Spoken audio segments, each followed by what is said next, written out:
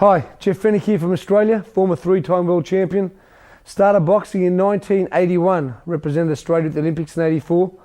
Won my first three fights, and then my last fight against the Yugoslavian was overturned by the international jury. Steve McCrory went on to win the gold medal.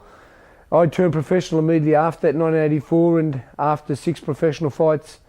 In my 7th professional fight, I fought for the world title, for the IBF World Bantamweight title.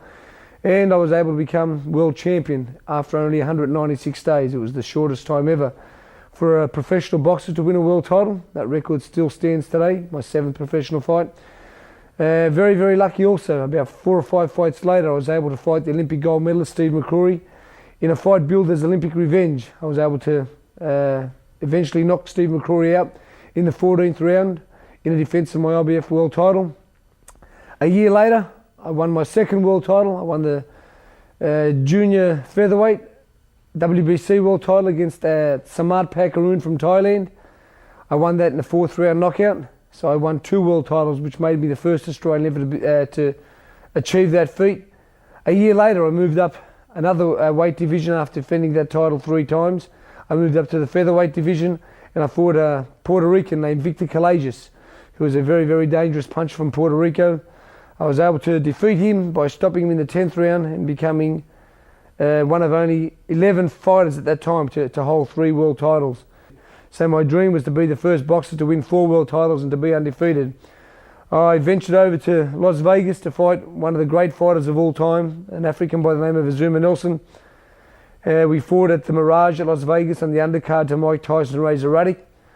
I think most people who watch a fight realise that, again, I was handed a pretty rough decision, but Azuma Nelson was a great fighter.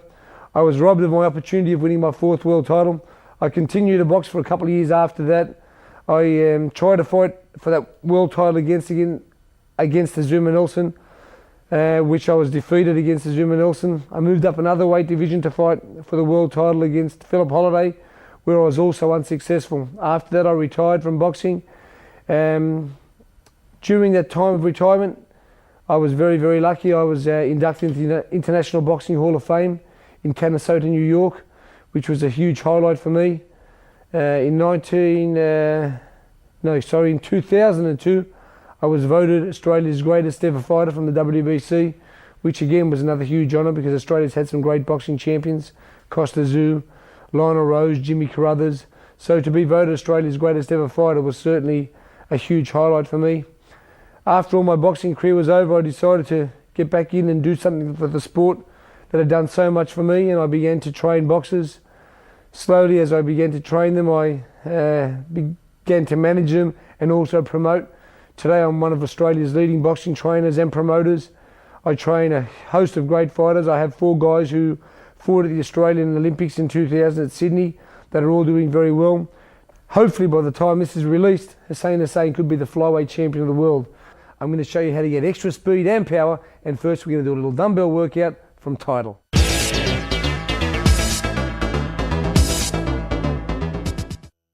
These weights here are 3-pound dumbbells, and what we're going to do is we're going to go through a 3-minute workout, quite a torturous workout of 6 exercises for 30 seconds, which gives you that extra added top power and speed as well. So Hussein is going to follow this routine, and we're going to start for 30 seconds. Let's go, Hussein. This is strengthening the upper body, really making sure that any time in the fight when those arms are getting tired, that he's able to keep his arms up at all time. We're going to do 3 minutes of this, 6 different exercises. Early in our preparation with Team Fennick in Australia, we use this workout very, very often as an early part of our preparation for speed and power. Up we go to the middle area, and we pull back. Always full extension. Every exercise is done fully. Hands staying nice and high. Again, always thinking about keeping the hands up nice and high. When hands get tired, we start dropping the gloves. That's when we're open to be hit. So we keep these up nice and high. We're getting our power from the weight, and we're getting our speed from the incline and the way we pull back in our pullbacks. After 30 seconds of the second exercise, we go into a third exercise from the top of the head. Again, hands are just coming down nice and straight, working very, very hard. Very good for the upper body power. Also for the flexibility and speed.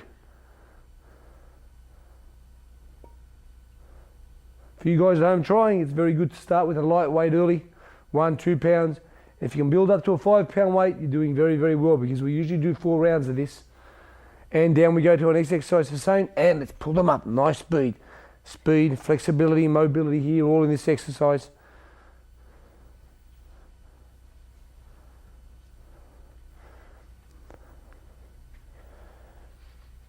It's 30 seconds of continuous work. We don't try to have any little breaks in between. We just try to work for the whole 3 minutes. Pull them up faster. Let's get that work rate up. Get that speed. And up we go for some power lifts. And push them up. All the way to the top. Nice and fast. Nice and fast. Full extension there.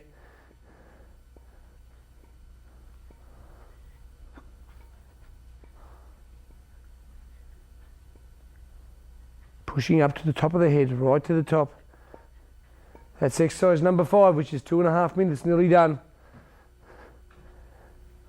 And as we come into our last exercise now, it's like rowing the boat. We push right out and we pull right back. We pull them right back.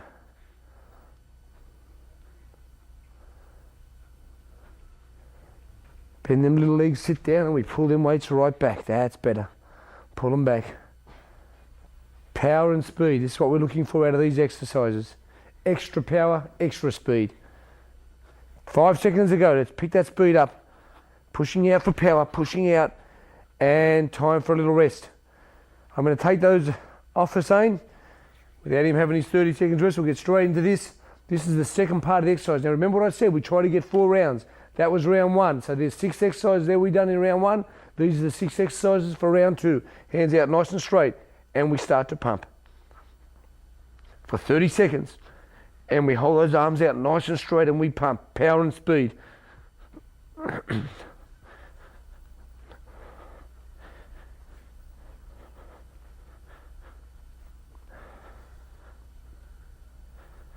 After the 30 seconds, which we haven't quite done yet, but after 30 seconds we go into our next exercise, and we're doing our triceps. Again, power down, speed lifting them back up, and speed pulling up.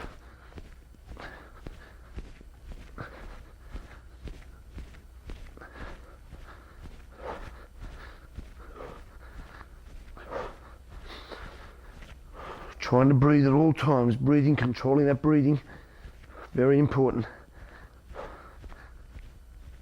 Right back, touch it back, and pull them up above the head.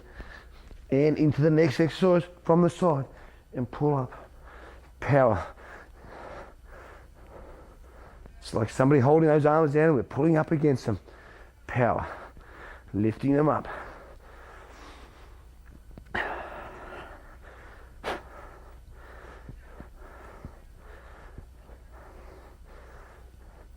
Like I said, slowly, if we can advance to 5 pound weights, then you'll see the real benefits of this power and speed workout. But we all start at the bottom, 2 pounds, 3 pounds, and slowly build it up.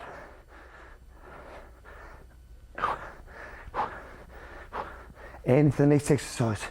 Sitting down nice straight back and pulling up from the knees. Straight arms. Speed and power the essence here.